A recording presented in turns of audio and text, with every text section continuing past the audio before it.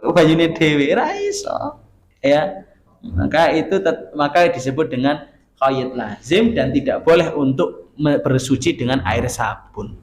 Lah kalau mau bersuci bagaimana? Kalau mau bersuci sebagaimana yang kami sampaikan di pertemuan-pertemuan sebelumnya, yaitu cuci dulu dengan air mutlak. Ya, entah dengan air sumur, air apalah, cuci dulu. Setelah itu najisnya hilang, baru pakai air sabun.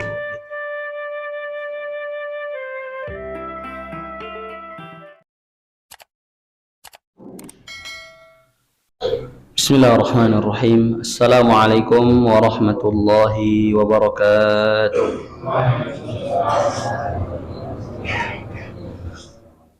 Alhamdulillahi rabbil alamin. Hamdan na'imin, hamdan syakirin, hamdan yuwafi ni'amahu wa yukafi'u mazidah.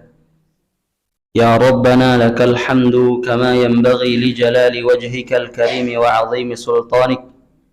أشهد أن لا إله إلا الله وحده لا شريك له وأشهد أن محمدا عبده ورسوله أما بعد اللهم علمنا ما ينفعنا وانفعنا بما علمتنا رب علمنا الذي ينفعنا ربنا زدنا علما وارزقنا فهما اللهم فقهنا في الدين وعلمنا تأويل رب اشرح لي صدري ويسر لي أمري واحلل عقدة من لساني yafqahu qawli. Hadirin jamaah salat maghrib rahimani wa rahimakumullah. Sami sehat Bapak Ibu-ibu? Alhamdulillah, puji syukur kehadirat Allah Subhanahu wa taala atas limpahan rahmat dan hidayahnya sehingga Allah memberikan izin kepada kita semua untuk kembali duduk di majelis ilmu yang semoga dan senantiasa Allah ridhai dan Allah berkahi. Kedua kalinya salawat beriringkan salam tetap tercurahkan kepada baginda Nabi Agung Muhammad sallallahu alaihi wasallam, kepada sahabatnya, kepada tabi'in, kepada tabi'ut tabi'in, dan kepada orang-orang yang selalu istiqomah mengikuti apa saja yang beliau perintahkan, menjauhi apa saja yang beliau larangkan. Hadirin yang insya Allah dirahmati dan diberkati oleh Allah Subhanahu wa ta'ala. Alhamdulillah, hari ini kita akan masuk di pembahasan air. Setelah pertemuan sebelumnya kita membahas tentang apa pengertian toharoh, kemudian apa maksud toharoh, kemudian apa wasilah untuk bertoharoh, ya sudah kita jelaskan, sudah kita jelaskan. Maka hadirin insyaallah dirahmati dan diberkati oleh Allah Subhanahu wa taala, yang selanjutnya kita akan membahas pembahasan pertama dari wasilah toharoh, yaitu wasailut toharoh, wasilah untuk bertoharoh. Ya, kita urut dari yang pertama, Pak Bu. Ya, kita urut dari yang pertama, yaitu wasilah yang paling kuat di antara yang lain. Jadi ulama ini mengurutkan ini karena kekuatannya. Jadi wasilah toharoh itu kan yang pertama enten air, gitu. Yang kedua adalah tanah, gitu. Nomor 3 itu, gitu. Nomor sekawan nomor sama.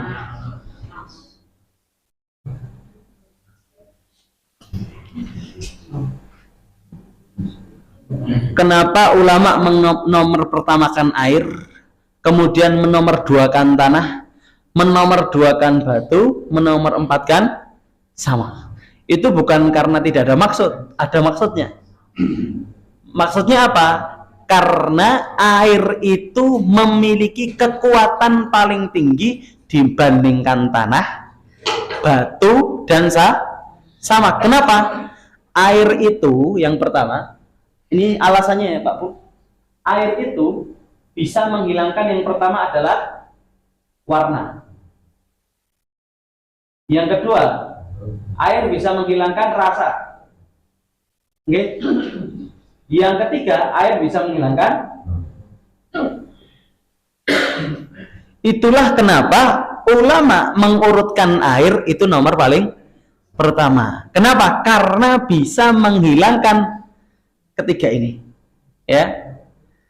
Kalau tanah mesti bisa belum? Nah, ya. Mesti masih ada yang sisa, entah warna, rasa atau bau. Ya, begitu juga batu. Ya, begitu juga batu. Maka itulah kenapa para ulama menomor pertamakan air. Karena apa? Kekuatannya itu melebihi yang lain. Kekuatan dari segi apa? Kekuatan dari segi bisa menghilangkan bau, menghilangkan apa? Warna, menghilangkan rasa. Saya juga bingung pernah merasakan kotoran atau tidak itu. Ya. Nanti kalau mau dicoba ya untuk apa-apa nek nyoba merasakan kotoran. Nah, makanya hari ini kita akan membahas wasilah dalam thaharah yang nomor pertama, yaitu air. Air. Maka hadirin insyaallah dirahmati dan diberkati oleh Allah Subhanahu wa taala, air terose para ulama teng mazhab Syafi'i, air niku memiliki tiga sifat. Yang pertama, sa'il. Air ya. Air memiliki tiga sifat. Yang pertama adalah sa'il niku mengalir. Nggih. Nek mboten ngalir berarti sanes air. Nggih. Nomor kali syafaf. Syafaf niku bening. Nggih. Syafaf niku napa? Bening. Ingkang nomor 3 latif. Nggih. Latif. Latif niku lembut. Nggih. Niki toya nggih. Mboten mungkin toya niku mboten lembut. Mesti nek jenengan nyekel toya mesti lembut, ya. Ini tiga sifat yang mesti ada pada air. Jadi kalau kita menamai misalkan ini air bukan? Apa ini, Pak? Selang. Mengalir betul? Mengalir betul niki? Boten. Dialirke ya iso, tapi kan enggak ngalir ke. Nomor kali bening betul. Boten lah. Si warna apa niki? Bening kayak gini Pak, ketok lho Pak, gini Pak nih. Ini air, yang di dalamnya air. Ya. Dia kalau kita buka dia akan ngalir. Ya. Kemudian yang kedua bening. Bening itu kayak gini bening. Ya, kelihatan kalau Pak Kamal ya kotak gitulah. Ya itu bening. Yang kedua lembut. Ya, lembut. Enggak mungkin pas kita nyentuh itu kasar. Ya. Ini sifat air yang mesti jenengan ketahui. Ya, yang pertama Pak, mengalir, bening, lembut. Bahasa Arabnya sa'ilun syaffafun latifun. Nggih. Nih, tak tulis nih Pak nggih. Harokane tak tulis. Nggih. Sa'ilun. Sa'ilun. Nomor kali syaffafun.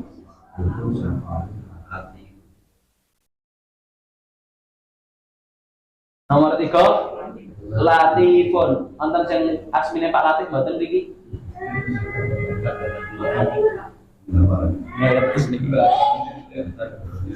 Mbah Latif wonten nggih.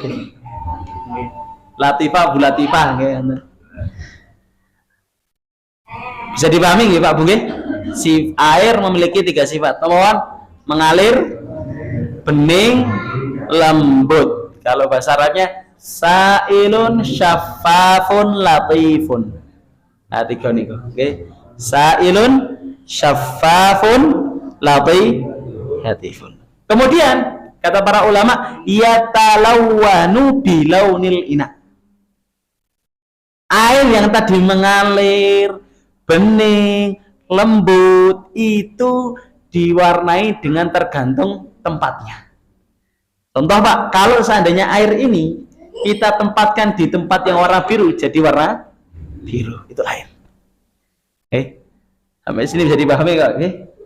Sifat intinya ya ini tadi, ngalir, bening lembut. Oke.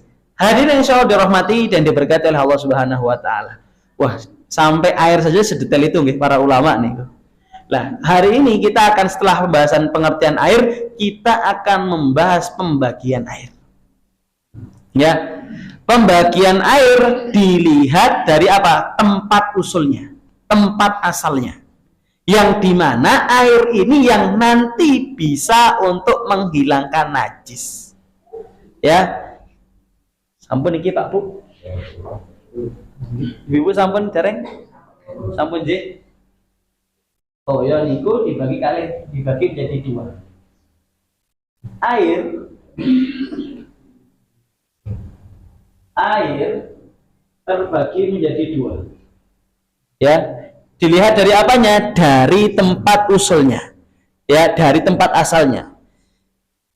Yang pertama yang dia turunnya dari langit, munculnya turunnya dari langit, ya turunnya dari langit, ya atau yang munculnya juga ya atau turunnya dari langit, atau yang kedua adalah yang dari tanah atau bumi, ya. Yang dari langit itu ada 3 Pak. Ya, yang dari bumi itu ada 4. Yang muncul dari bumi itu ada 4, yang turun dari langit itu ada berapa? Ada 3. Yang pertama, ya, air hujan. Nanti akan kita jelaskan satu-satu. Yang kedua, ya, ada namanya salju gitu saja Pak, saya terus ya.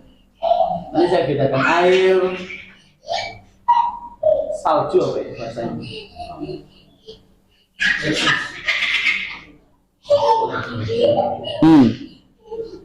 Pokoknya air salju nih, salju mawar.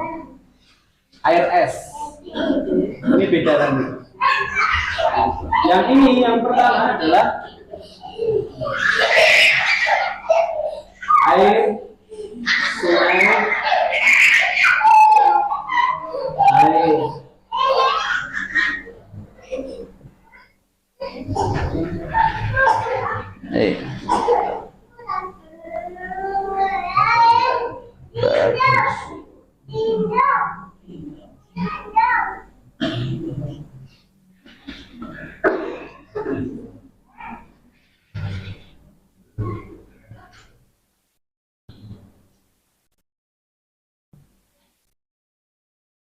Oke Pak. Bismillahirrahmanirrahim. Oke. Air aqsamul miyahi min haitsu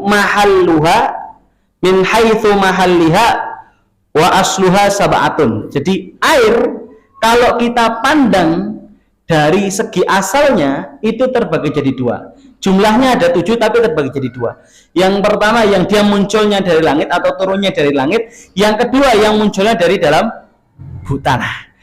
Air-air ini kalau jenengan gunakan sudah Pak, bisa untuk menghilangkan najis. Lah air inilah yang disebut dengan air mutlak. Ya, air inilah yang disebut air mutlak. Ada air sabun tidak? Tidak ada. Ya, tidak ada air sabun. Yang pertama, ya, yang pertama adalah ma'ul matar, yaitu air hujan. Air hujan sudah kita ketahui ya. Itu air hujan. Yang kedua adalah air salju lah bahasanya mungkin. Ya, kalau di sini dikatakan ats-tsalj.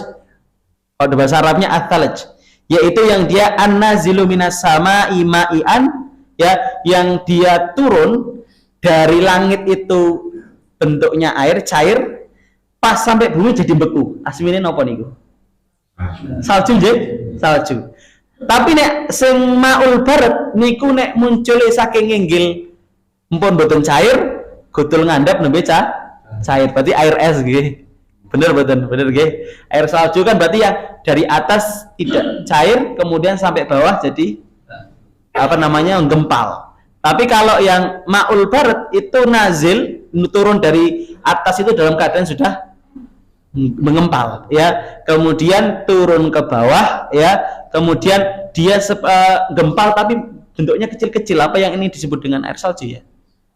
Wallah alam, saya belum pernah lihat salju masalahnya ya. Jadi yang satu dia turun dari atas dalam keadaan cair sampai bumi menggempal.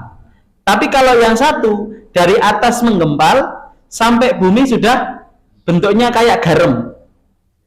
Berarti kristal-kristal gitu. Berarti air mungkin apa, air es ya? Atau itu yang disebut air salju malahan ya? Ya. Ya nanti silahkan kalau di Banjarnegara turun nanti silahkan bedakan ya. Yang sering mungkin yang pernah di Dieng ya, kalau di Dieng itu kan turun air dalam keadaan bulat-bulat seperti itu ya, kayak RS ya, sampai bawah kemudian dia mencair ya, mencair. Itu air es. Tapi di sini disebutkan ada namanya ma'ul thalaj sama ma'ul barat ya. Itu yang pertama. Jadi air salju, air es. Nanti silahkan dibedakan. Kalau membedakan mungkin kalau ada musim salju di Indonesia lebih cepat kita bisa mengetahuinya. Dieng mungkin. Okay. Yang kedua, yang dia memang munculnya dari dalam bumi, yaitu ada 4. Yang pertama adalah air laut. Ya, ma'ul bahar. Ya, air laut. Ya, air laut itu mbok jenengan mau kencingi, mau poke air laut ya air mutlak ya, walaupun rasanya asin ya, itu pokoknya wis ya, mbok mau kencingi, mau dikasih, bahkan kalau mau dikasih kotoran manusia 10 ton 20 ton kalau nggak berubah ya tetap tetap bisa dijadikan untuk bersuci. Kemudian yang kedua ma'ul bir, air sumur ya, air sumur. Yang ketiga adalah air sungai ya, air sungai, daerah sungai. Kemudian yang terakhir adalah mata air. Jadi ini gambarannya secara umum air mutlak. Dan jenengan nggak usah bingung-bingung lagi kalau mau bersuci, mau membersihkan najis. Jadi sudah gampang. Misalkan kalau air PDAM berarti air apa itu, Pak? Air sumur nggih. PDAM sumur nggih. Sumur. Nek mata air nggih, mata air. Nggih. Biasanya mata air nggih. Nggih. Hari ini insya Allah dirahmati dan diberkati oleh Allah Subhanahu Wa Taala. Jadi ini secara garis besar sudah tahu. Kita bisa membagi air dengan 2 bagian. Ya, kita lihat dari asal usulnya. Ya, kalau yang dilihat dari yang turun dari langit berarti ada 3, yang dari bumi ada berapa? 4. Jumlahnya ada tuh 7. Berarti kita bisa mengetahui namanya ma mutlak, yang dia tohir, mutahhir ya, tohir, mutahhir ya, tohir fi nafsihi wa mutahhir li ghairihi, itu jumlahnya ada tuh 7. Suci dan mensucikan itu jumlahnya ada tuh 7. Bon, gambil. Hanya insyaallah dirahmati dan diberkati Allah Subhanahu wa taala. Pengertian air sudah. Kemudian pembagian air sudah. Yang ketiga adalah urutan air. Kalau kita lihat ya, itu dari sisi kemuliaannya. Jadi ada air-air yang mulia ya. Kalau disampaikan di dalam matan Zubat di karangan Ahmad bin Roslan mengatakan wa afdalul miyahi ma'un qad naba baina asabi'in nabiyil muttaba yalihi ma'u zamzamin fal kautsari fanili misra thumma baqil anhari. Jadi ini disebutkan dalam satu bait syair oleh Muhammad bin Roslan rahimahullah ta'ala wa radhiyallahu anhu, salah satu ulama Syafi'iyah, menyebutkan dalam satu bait syair tentang air-air yang mulia. Ya, yang pertama, Pak, Bu, ya. Yang pertama adalah air, ini sampun nggih? Yang pertama adalah wa afdalul miyahi ma'un qad naba ya baina asabi'in nabiyil muttaba. Yang air pertama adalah air yang keluar dari tangannya Nabi Muhammad sallallahu alaihi wasallam. Ya, air yang keluar dari tangannya Nabi Muhammad sallallahu alaihi wasallam ya. Yang keluar dari tangannya Nabi Muhammad sallallahu alaihi wasallam itu air yang paling mulia. Yang kedua, ya. Yang kedua adalah air Zam-Zam. Ya. Zam-zam. Ya, nek jenengan sampun pangkat teng Baitullah, insyaallah akan menemukan banyak sekali air Zam-zam. Jadi pertama, wa afdalul miyahi ma'un qad naba baina asabi'in nabiyil muttaba yalihi ma'u zamzamin fal kautsari. Yang ketiga adalah air yang ada di Telaga Al-Kautsar. Kapan itu adanya? Besok nek wis kiamat ya, Pak. Apa meh cepet-cepet meh almarhum, Pak. Ya. Kemudian yang pertama air ya, afdalul miyahi ma'un qad naba baina asabi'in nabiyil muttaba yalihi ma'u zamzamin fal kautsari fanilil misra. Urutan yang keempat adalah air dari Sungai Nil yang ada di Mesir. Ya, karena air Sungai Nil itu asal usulnya bukan di Mesir, hanya saja melewati Mesir. Aslinya itu di Ethiopia. Jadi dari Ethiopia, Sudan, Mesir, baru Laut Merah gitu. Jadi urutan pertama kalau kita lihat dari sisi air yang mulia, air-air yang sangat mulia itu terbagi jadi 4. Wa afdalul miyahi ma'un qad naba baina asabi'in nabiyil muttaba. Yang pertama air yang keluar dari tangannya Nabi baginda Nabi Agung Muhammad sallallahu alaihi wasallam. Yang kedua, yalihi ma'u zamzamin. Yang kedua adalah air Zam-zam. Makanya nanti kalau sampai Baitullah sering-sering minum air Zam-zam. Makanya di mazhab Syafi'i itu ada cara tersendiri, Pak. Ya, jangan minum air, misalnya air Zam-zam, nanti ngadep kiblat. Ngadep kiblat njaluk apa wae engko diparing kali Gusti Allah. Yang selanjutnya, yang ketiga fal kautsari, yang ketiga adalah air yang ada di Telaga Al-Kautsar. Ya, yang keempat fanilil misra thumma baqil anhari. Yang keempat adalah sungai air di Sungai Nil ya yang ada di Mesir ya. Kemudian yang kelima ya sisanya ya. Yang kelima adalah sisa. Jadi yang kelima adalah air sungai yang lain ya.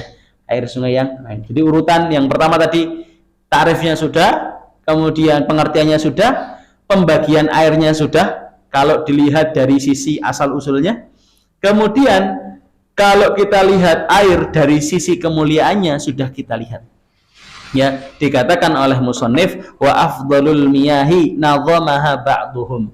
Ya, dan sebaik-baik air itu telah dikumpulkan, dibuat nazm oleh seorang muallif. Siapa yang mengarang? Yaitu Muhammad Ahmad bin Roslan rahimahullah wa radhiyallahu anhu, salah satu ulama Syafi'iyah yang mengarang sebuah kitab namanya Zubat, Nazmuz Zubat, syair tentang madhab, tentang hukum-hukum di madhab Syafi'i. Hadirin insyaallah dirahmati dan diberkati oleh Allah Subhanahu wa taala. Masuk yang keempat, Pak. Nah, ini yang intinya di sini. Ya, masuk yang keempat. Takrifnya, pengertiannya sudah, pembagian air dari sisi asal usulnya sudah, pembagian air dari sisi kemuliaannya juga sudah. Yang keempat adalah pembagian air dari sisi hukum syariatnya.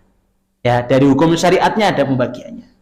Maka pembagiannya ada 4, Pak. Ya, paling gampang mengkloringkes. Air itu terbagi hanya jadi 4. Yang pertama apa? Air yang suci, ya, dan bisa mensucikan. Itu yang pertama. Yang kedua, air yang suci, ya, tapi tidak bisa untuk mensucikan. Itu yang kedua. Yang ketiga, air yang suci, ya, bisa mensucikan, tapi makruh untuk digunakan. Oke, itu kedua. Nomor 3, nggih. Nomor keempat, air najis. Oke, Pak. Berapa dibagi jadi apa? 4. Air yang suci mensucikan. Air yang suci tidak mensucikan. Air yang suci mensucikan tapi untuk digunakan. Yang keempat, air yang najis. Wah, masya Allah, langsung hafal lagi, Pak. Ngomongnya lali jebule apa lah Pak. Oke.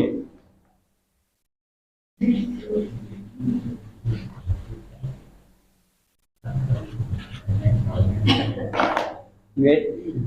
Yang pertama adalah air yang suci mensucikan. Ya. Kalau bahasanya tahir li nafsihi mutahhir tahir li nafsihi mutahhir li ghairihi. Niki Pak. Tahir li nafsihi mutahhir li ghairihi. Tahir fi nafsihi. Tahir fi nafsihi. Allah Akbar. Tahir fi nafsihi mutahhir li ghairihi. Air yang suci ya dan mensucikan. Lah wa yusammat tahur wal mutlaq. Kita namai dengan air apa? Mutlaq. Allah Akbar.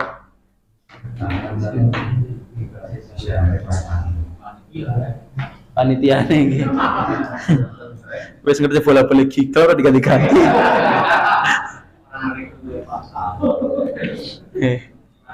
Jadi yang keempat, kita akan memandang air dari sisi syariat, dari sisi kemuliaan sudah, dari sisi asal usulnya sudah, ya kan? Dari asal usulnya sudah. Maka yang keempat adalah pembahasan tentang memandang air, pembagian air dari sisi syariat. Pembagian yang pertama adalah tahir fi nafsihi mutahhir li ghairihi, yaitu suci ya untuk dirinya ya, dan dia suci suci untuk selainnya. Maknanya suci dan mensucikan. Ya, kita namai dengan air mutlak ya. Wah, ini mutlak itu yang gimana Ustaz? Ini karena pertanyaan, ini ada kalimat mutlak ini. Ya, nggak tahu di bahasa Indonesia itu ada kalimat mutlak juga ya Pak ya? Ada ya Pak ya? Kalau di Indonesia makna mutlak itu apa Pak? Total gitu ya. Kenapa? Sudah pasti gitu ya. Masya Allah. Ya. Tirose musonif niku sing asmine mutlak. Nggih. Mutlakun anil qaidi lazim. Wah, iki napa malah ini? Ya, kita akan bagi, Pak. Air itu terbagi jadi dua. Jadi pembagiannya karena sangat nih. Ada yang namanya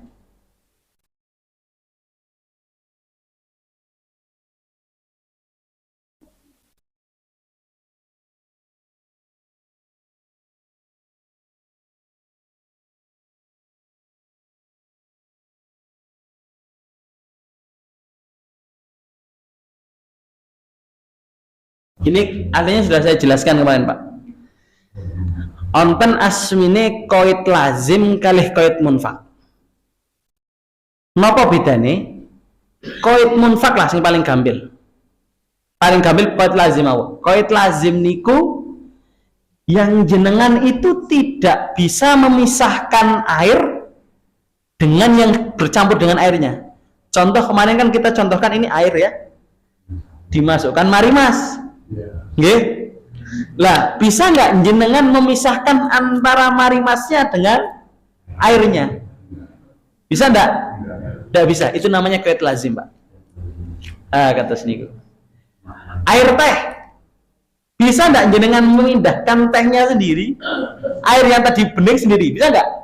Enggak bisa. Lah, air-air yang seperti itu asmine air qaid lazim yang dilabeli memiliki label yang dia tidak bisa dipisahkan dengan itunya, yang mencampur, yang dicampuri tadi ya. Kalau qaid munfak itu yang bisa dipisahkan. Contoh nih, air sumur, bisa nggak sumurnya dewe airnya dewe? Ya iso Pak, sumurnya dewe airnya dewe kan? Iya tak bisa kan? Air laut jenengan masukkan nih, air lautnya jono masih Itu namanya qaid munfak. Yang kemungkinan jenengan itu bisa memisahkan antara air dengan itunya. Habis ini paham Pak ya? Saya ulangi lagi Pak. Belum ya? Air sama sumur. Ya, air sama sumur. Saya tanya, ini sumur Pak. Ini sumur nih. Sumur ya. Contoh ini sumur nih, lah sumur. Ya, kita ambil pakai air. Ya, pakai gayung nih kan. Ya sudah, kan ini air sumur tapi kan. Sumurnya kan masih ada. Nggak mungkin sumurnya ada di air dalam air. Mungkin nggak sumurnya dalam air ini. Ini air nih, ini orang sumur yang jero. Nggak mungkin kan? Nggak mungkin. Itu namanya qaid munfak. Yang dimana sumurnya aja ono gitu loh. Airnya masih ada. Yang dia memang bisa dilepaskan, ya, bisa dipisahkan. Beda dengan tadi marimas, ya. Nah marimas contoh, marimasnya di dalam apa marimasnya ada sendiri? Campur dan kanyut dalam dan nggak mungkin dipisahkan ketika sudah bercampur. Tapi kalau air sumur, ya, bahkan ketika sudah misalnya air ambil dari sumur, ya, pisahkan sendiri. Bahkan ini, jangan tahu nggak kalau ini dari air sumur, nggak akan tahu. Tapi kalau misalkan ini warnanya oranye, jangan bakal tahu kalau itu entah marimas apa jus gitu kan. Tapi kalau itu namanya qaid lazim. Nah qaid munfak yang tadi kayak air sumur itu. Ya, lah yang disebut mak mutlak itu yang tidak ada namanya ketersangkutan dengan qaid lazim. Lah kados air sing tujuh wau, air sumur, air normaleh wau. Air sungai, air apa itu semuanya. Ya, mata air dan lain sebagainya. Nah, itu yang disebut dengan qaid munfak. Ya, itu namanya qaid munfak. Adapun kalau yang qaid lazim yang tadi itu yang kayak kecampur dengan teh, kecampur dengan susu, ya dia tidak bisa dipisahkan. Nggih. Kopi susu. Oke. Kemudian dilanjutkan ya. Maknanya apa? Seperti qaid munfak dikatakan di sini kama il bi'ri wa ma'il bahri fayusamma ma'an mutlaqan wa tasihhu taharatuhu bihi. Seperti apa air yang disebut dengan air yang memiliki qaid munfak? Seperti air sumur, air laut, air-air yang tadi kita sebutkan 7 itu, ya, air hujan, ya, itu kita sebut dengan air mutlak dan diperbolehkan untuk bertoharoh, bersuci dengan air tersebut. Bi khilafil muqayyadi bi qaidin lazim. Beda dengan air yang memiliki label lazim. Ya, kudu. Lazim kan kudu niku artinya. Nggih. Seperti apa? Kamail qahwah. Seperti air kopi, ya, wal asir, seperti air jus, ya. Itu tidak bisa. Fala yusamma ma'an mutlaqan wala tasihhu taharatu bihi. Maka tidak dinamai dengan nama air mutlak. Nggih, dan tidak boleh bersuci dengan air tersebut. Kados niku Pak.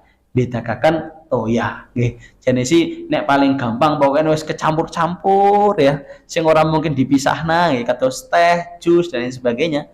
Maka itu tidak bisa untuk thaharah. Sama yang sering terjadi yang pernah kita bahas adalah air sabun.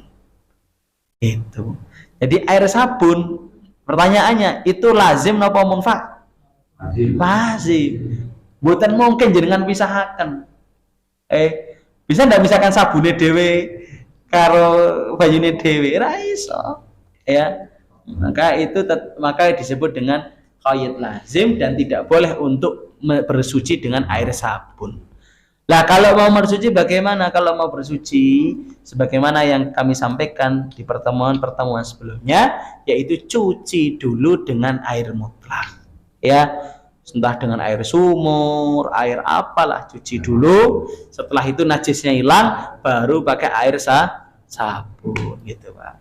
Hadirin insyaallah dirahmati dan diberkati oleh Allah Subhanahu wa taala. Oke, tadi kan sudah kita sampaikan nggih, Pak, nggih. Air yang suci dan mensucikan, nggih, suci dan mensucikan. Ada air yang suci, ya, ada air yang suci tapi tidak mensucikan. Ada air yang suci tapi dilarang untuk digunakan, ya, atau makruh untuk digunakan. Oke, yang pertama Pak, ya, yang pertama pembagian yang kedua setelah air mutlak sudah air yang suci dan mensucikan. Pembagian yang kedua adalah air yang suci, tapi makruh untuk digunakan.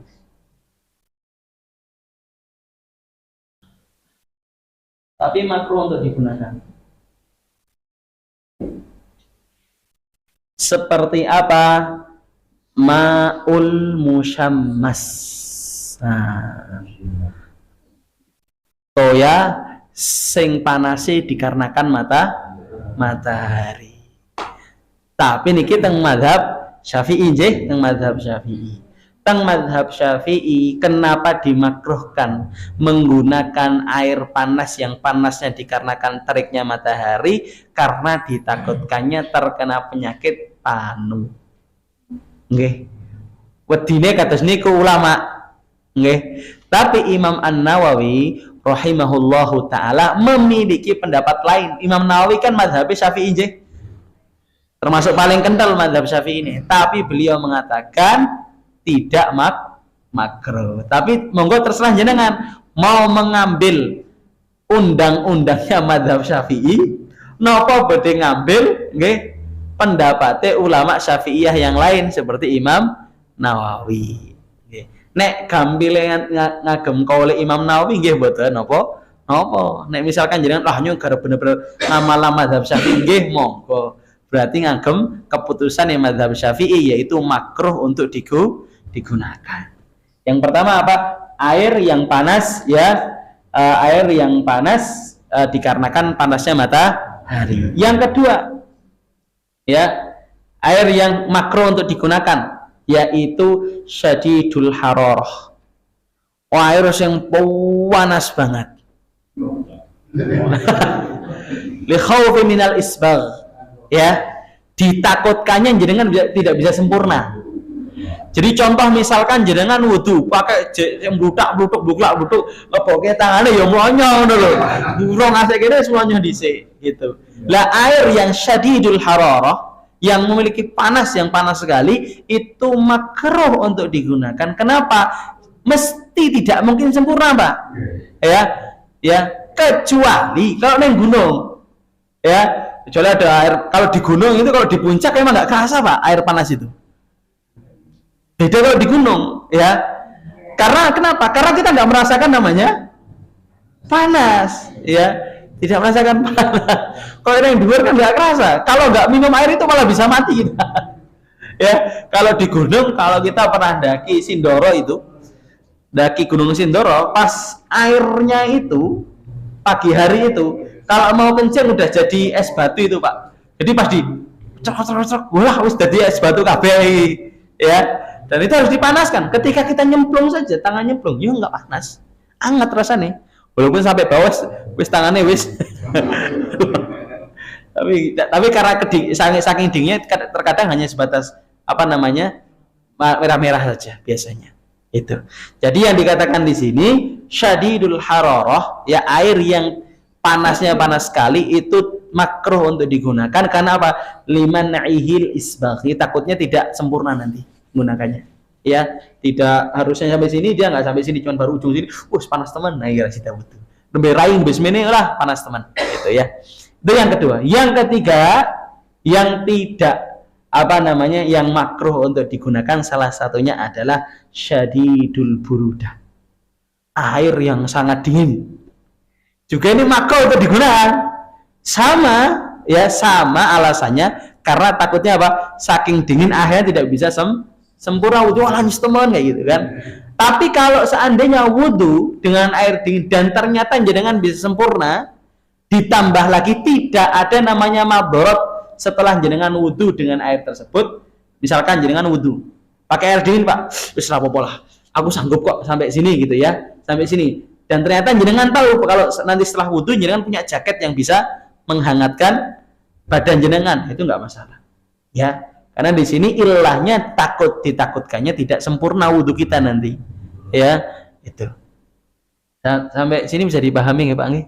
Nggih.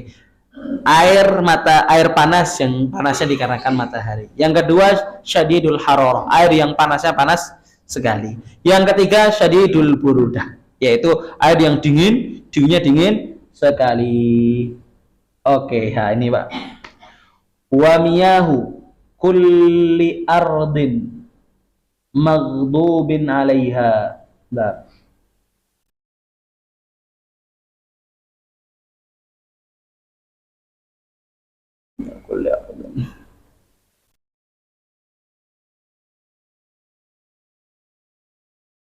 Nomor 4 make kalau kerekakan. Kemudian selanjutnya tadi kan yang pertama kita sebutkan air apa? Air yang panas dikarenakan panasnya matahari. Ya, ini ada syaratnya. Ya, ada syaratnya. Ini air nih setiap yang kena matahari berarti makruh digunakan. Enggak ada syaratnya. Ya, ada syaratnya. Ya. Berarti dikatakan syurutu karahiyatil ma'il musammas. Syarat-syarat ya dimakruhkannya menggunakan apa? Air musammas. Syaratnya itu ada 9. Ya, syaratnya itu ada 9. Lumayan banyak, Pak. Lumayan banyak. Ini udah masuk Isya belum, Pak? Jarang nggih, masih tunggu nggih. Oke, ini dikatakan dikumpulkan dalam 3 bait syair sama juga disampaikan oleh Ahmad bin Ruslan rahimahullahu taala wa radhiyallahu anhu ya. Yang pertama adalah an yata'atsara bi hararatis syams. Ya. Jadi air tadi panase kuwi dikarenakan apa? Matahari. Ya. Jadi misalkan ada air karena matahari langsung, berarti itu yang dimakruhkan untuk digunakan. Ya. Yang kedua, an yustamala halatat ta'atsurihi bil hararah. Yang kedua adalah jenengan menggunakan air tadi yang panasnya kena matahari itu digunakan pas lagi panas-panasnya. Tapi kalau pas digunakan pas tidak lagi panas-panas ya nggak apa-apa, Pak. Jadi contohnya ada air ya, air misalkan, kemudian kena panas matahari, ya setelah kena panas matahari, jangan diamkan dulu sampai dingin. Setelah itu jangan pakai, nggak apa-apa. Ya, tapi kalau jangan pakai pas dalam keadaan apa? Masih panas ya itu nggak boleh, ya nggak boleh. Yang ketiga adalah yang ketiga adalah dipakai atau digunakan dipakai oleh makhluk hidup. Contoh Pak, digunakan sama manusia itu nggak boleh, karena manusia itu makhluk hidup. Tapi fala yukrahu isti'maluhu fi haqqil mayyit inda Ibnu Hajar. Kira Ibnu Hajar niku nek jenengan ngagem maul musammas nggih mandikaken mayit niku mboten napa-napa. Sing makruh niku nek diagem kalih tiyang sing tasih urip. Nek sampun sedaya mboten napa? Napa lha weh mati apa meh kena penyakit baros kan. Gitu ya. Jadi yang pertama tadi adalah Mbak, dipakai ya air itu panasnya dikarenakan apa? Dikarenakan panasnya matahari. Yang kedua, makruh ketika digunakan pas keadaan panas. Tapi pas kalau sudah nggak panas, jangan pakai nggak apa-apa. Yang ketiga, dipakai oleh makhluk hidup, ya, oleh makhluk hidup, ya. Tapi karena kalau di mazhab Syafi'i itu Pak, itu memang ada 2 keputusan. Jadi kalau di mazhab Syafi'i ini ada 2 keputusan. Nah, terus ujung-ujung ini ya keputusan ini ada 2, yaitu perkataannya Ibnu Hajar Al-Haytami gitu. Sanes Al-Asqalani, Ibnu Hajar Al-Haytami. Kalih Imam Romli. Sanes Imam Nawawi. Nggih. Imam Nawawi niku niki Pak sejarah niki setelah Imam Nawawi. Ibaratnya niku digodok akhirnya memuncullah keputusan di mazhab Syafi'i. Nah, di mazhab Syafi'i niku cuma 2 ini perkataan. Nek boten Ibnu Hajar nggih, Imam Romli sampun. Mulane wau syarat ketiga niku kan Kalau makruh kalau digunakan kepada makhluk hidup. Kalau seandainya dipakai untuk orang mayit, dipakai mayit, nggak apa-apa. Menurut siapa? Menurut Ibnu Hajar. Tapi menurut Imam Romli, wala farqa bainal hayyi wal mayyit 'inda Romli, fayukrahu istimaluhu lahuma. Tapi kalau menurut Imam Romli wis meh urip meh mati pokok yo makruh pakai air musamas kata sedih. Tapi nek jenengan monggo silahkan badhe ngagem nggih Romli napa nggih Ibnu Hajar nggih milih sing mayit ora apa-apa kok pas lagi. Enek mayit enek banyu ana banyu musamas ya. Ya. Nah, malih Pak. Tadi sudah yang ketiga, yang keempat Pak. Ya. Tempat airnya itu harus terbuat dari namanya besi. Ya. Atau apa namanya? Yang semacam dengan besi lah. Ya, macam dengan besi. Jadi contoh nih apa namanya? Tandon ya Pak ya. Tandanya terbuat dari besi. Ya, kemudian ada air terkena terik matahari, panas, makruh untuk digunakan. Tapi kalau seandainya toren, itu kan dari apa Pak? Oh yora berarti Pak, harus gampang toh. Nah, ini jarang-jarang iki ono toren go. Pasti gitu ya? Tapi Ada yang mesti ada. Oh iya berarti. Oke, berarti syarat keempat ya Pak ya. Harus terbuat dari itu. Ya, tapi kalau terbuat dari emas dan perak nggak masalah, boleh. Nah, tapi ono ora kuwi. Wah, gayeng tenan sama perak tiga kene dhuwur. Ya betulah. Ya. Oke, Pak, itu yang keempat ya, Pak. Ini syaratnya 9. Yang keempat, ayyakuna fi waqtin har. Harus di waktu musim panas. Ya, ibaratnya di waktu yang sangat panas, ya. Tapi kalau nggak terlalu panas ya enggak, ya, musim panas. Yang ke-6 Pak, itu yang kelima ya, an yusta'mala fil badani la fit thawbi. Dipakai di badan bukan di pakaian. Kalau jangan ngubah baju nggo maklum sama sing mboten apa-apa. Nggih, sing mboten asal iku teng awak. Ya, karena nggak mungkin pakaian panuan. Ono ora klambi panuan. Iya. Ora mungkin nggo maul musamas terus jamuran kan. Jarang-jarang nggih. Itu. Ya, kemudian ini yang syarat yang ke-7, Pak Bu, yang di mana di Indonesia itu enggak ada. An yakuna fi qutrin harin. Harus di negara yang memiliki musim panas. Indonesia ora enek musim panas. Maka dengan itu Indonesia iki gak ono maul musamas kecuali kalau di sini panas banget. Ya di sini gak ada seperti apa? Seperti kal Hijaz. Hijaz itu ya Mekah, Madinah. Atau seperti Hadramaut. Tempat kami belajar. Wah, itu pewanasnya Masya Allah. Ya. Wis. Tapi kalau Hadramaut panas karena dia memang gunung Pak. Jadi kalau di sana gunung itu ndak gunung ini, ndak gunung apa? Ndak gunung pepohonan gitu, ndak. Tapi memang batu full batu. Ya, tandus, tidak ada tanaman, adanya batu-batuan. Ya, tidak ada tanaman. Jadi syarat ke-7 inilah yang menjadikan Indonesia ini ya tidak ada hukum namanya maul musamas. Kenapa? Karena Indonesia nggak ada musim panas. Ya, panas-panasnya Indonesia pindah sih. Oh, rono 40 lah. Oh. Indonesia itu panas bukan karena panas, sumuk. Sumuk itu. Ya. Bukan karena panas, tapi karena sumuk. Karena kalau di sana itu Pak Bu, sampai 42, 43 itu kita nggak sumuk. Panas iya, tapi sumuk enggak keringetan. Ya, contoh kalau bisa kita lihat sumuk itu kan karena kelembapan ya, karena kelembapan. Seperti di negara Arab, terkhusus tempat tinggal kami belajar di Hadramaut itu, kalau kita naruh pakaian kotor, ini jorok aja ya Pak Bu ya, mahasiswa biasa. Jadi pakaian kotor itu kalau jenengan tutup, ada pakaian kotor, jenengan tutup itu pakaian kotor jenengan pakai tutupan ember itu, seminggu 2 minggu nggak jamuran, sebulan pun nggak jamuran, 2 bulan nggak jamuran. Kenapa? Nggak lembab. Di Indonesia baru seminggu, rana seminggu telung dina wae buka wis wah mambune ngapek tenan kuwi. Ya.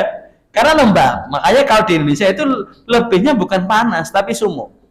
Ya, tapi kalau di negara Arab yang lain seperti Yaman, Sudan, Mekah, Madinah itu lebihnya kepada panas, ya, tapi tidak sumuk gitu. Hadirin insyaallah dirahmati dan diberkati oleh Allah Subhanahu wa taala, ya. Selanjutnya dan terakhir yang ke-9, ya, ke-8 adalah kita tidak takut. Ya, tidak takut ketika menggunakan air musammas itu. Cuman kan syarat ke berapa tadi? Ke-7 itu seakan-akan ya memutus semuanya, ya, Indonesia tanpa maul musammas karena bukan di negara yang memiliki musim panas. Sudah selesai artinya. Jadi artinya berarti kita harus mengetahui hukum ini, Ustaz, tidak wajib bagi jenengan. Ya, makanya ini tidak wajib bagi jenengan. Tapi kalau yang tadi wajib, ya, kenapa? Karena ilmu itu ketika jenengan datang ke majelis ilmu, itu jenengan itu lagi merangkai sebuah kata-kata nanti kalau ngadep Allah. Jadi ketika jenengan kok diizinkan datang ke majelis ilmu, jenengan itu hari ini lagi merangkai kata-kata kalau ngadep Allah. Jadi aja wah apa-apa ke majelis ilmu lah, penting ngantuk, penting turu, ya apa-apa memang. Tapi hari ini tuh jenengan apa, diemnya jenengan, dengernya jenengan, ngantuknya jenengan, nggak pahamnya jenengan itu sedang merangkai kata-kata ketika menghadap Allah Subhanahu wa taala. Nanti ketika menghadap Allah Subhanahu wa taala, ya Allah, dulu saya sudah belajar gitu. Ya, dulu saya sudah belajar ya Allah. Gitu. Walaupun nggak mudeng-mudeng banget, kalau yang pengajian ngantuk, apa aku sih. Itu maknanya. Jadi hari ini duduknya jenengan, nggak pahamnya jenengan itu lagi ngerangkai kata-kata. Jadi kok pas ngadep Allah itu langsung ngomong, ya Allah saya dah belajar, ya belajar, wis ngasih toharo, ngasih jinayat, wis rampung, ya tapi Allah yang apa, lu nggak apa-apa gitu. Ya, daripada apa namanya nanti menghadap Allah Subhanahu wa taala tidak ada alasan sedikit pun. Kenapa? Karena tidak ada alasan sedikit pun menghadap Allah Subhanahu wa taala dengan mengatakan ana jahilun. Saya bodoh ya Allah. Enggak ada. Kenapa? Allah itu nurunkan syariat, itu lengkap dengan pembawa syariat. Siapa yang bawa syariat? Rasul. Maka kata Allah Subhanahu wa taala, "Walaqad ba'atsna fi kulli ummatir rasula an i'budullah." Terus Allah Subhanahu wa taala berfirman, sungguh telah kami utus. Terus ahli tafsir arsal ba'atsna niku arsalna. Telah kami utus kepada setiap kalian, setiap generasi, setiap umat, setiap apalagi kurun, itu seorang rasul. Maknanya apa? Lengkap. Ono syariate, ono sing marai. Jenengan alasan malih tengah dengan Gusti Allah. Ya Allah, wong ora ketemu karo nabi kok. Terus bagaimana kalau tidak ketemu sama nabi? Ya, Nabi mengatakan yang meneruskan, yang mewariskan pembawa syariatku itu adalah para ulama. Maka kata Nabi Muhammad sallallahu alaihi wasallam, al ulama'u warathatul anbiya. Ulama itu pewaris para nabi. Fa innal ulama'a lam yuwarrithu dinara wala dirhama. Para ulama niku mboten mewariskan apa? Dirham atau dinar. Kata Rasulullah sallallahu alaihi wasallam, innama warrathul ilma. Akan tetapi para ulama itu mewariskan ilmu. Maka tidak ada alasan lagi, Pak Bu. Rapopo teko ngaji ngantuk wis itu lebih baik dibandingkan enggak datang ke pengajian. Iya. Wis ngadep Allah ki wis siap ngono ya, wis siap. Wis siap dengan ribuan alasan gitu. Ribuan alasan dan alasan itu masuk akal, ya. Bukan alasan tanpa masuk akal karena banyak hamba Allah yang menghadap Allah Subhanahu wa taala tidak mampu untuk mengucapkan alasan itu. Kenapa tidak mampu? Karena tidak mau merangkai apa? Ya, karena alasan itu muncul karena kita telah melakukan. Ya. Lisan yang akhirnya kita berbicara di hadapan Allah Subhanahu wa taala itu bukan karena kita bisa merangkai kata-kata, bukan, tapi karena kita sudah melakukan itu loh. Ya, walaupun hari ini ada orang ya ngapunten sangat bisu. Tapi dia datang ke majelis ilmu di hadapan Allah, dia akan berbicara. Dia berbicara mungkin di bumi dia bisu, di bumi mungkin dia tidak melihat.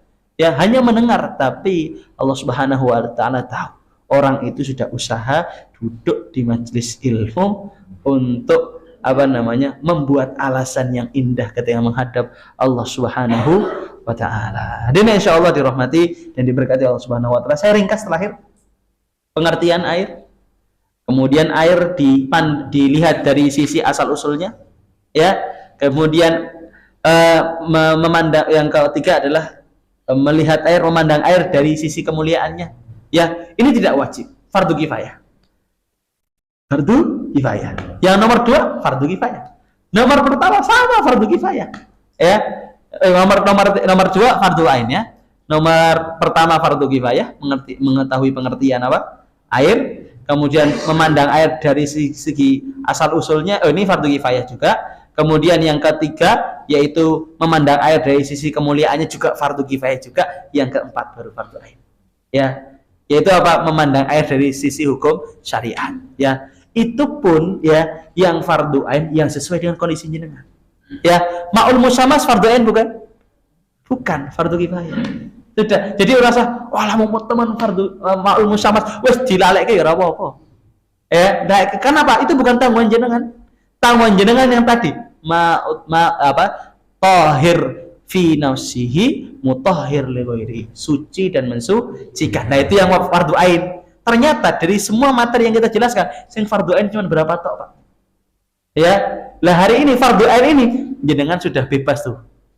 Di pinggul jenengan, di pundak jenengan udah hilang. Kalau kata ulama usul fikih itu bara'atul zimmah. Ya, tanggungan jenengan wis hilang. Alhamdulillah wis hilang. Siji gitu, Pak. Ya, jadi kan menghadap Allah tuh enggak berat. Ya, tapi kalau belum jenengan cari masih bungkuk. Halah tanggungannya oke kowe mesti yo mati nih.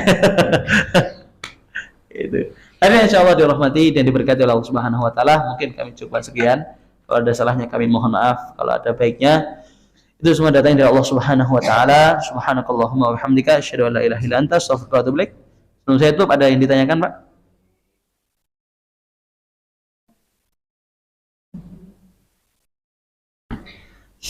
Ada yang ditanyakan? Sudah nggih? Masya Allah, ini paham semua ini. Insya Allah, berkah ilmunya, berkah semuanya. Wassalamualaikum warahmatullahi wabarakatuh.